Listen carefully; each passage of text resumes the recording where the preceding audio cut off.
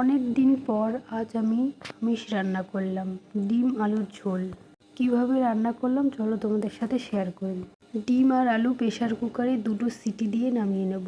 ডিম আর আলুগুলোর খোসা ছাড়িয়ে আলুটাকে একটু মেখে নিয়েছি। 2টো পেঁয়াজ আর একটি রসুন কেটে রেখেছি। তারপর একটি কড়াইয়ে তেল গরম করে ডিমগুলোকে লবণ আর হলুদ দিয়ে ভেজে তুলে নেব।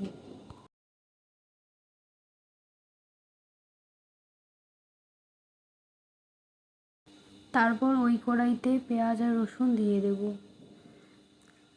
একটু ভাজা হয়ে গেলে আলুটা ঢেলে দেব। লবণ আর হলুদ দিয়ে ভালো করে কষে নেব।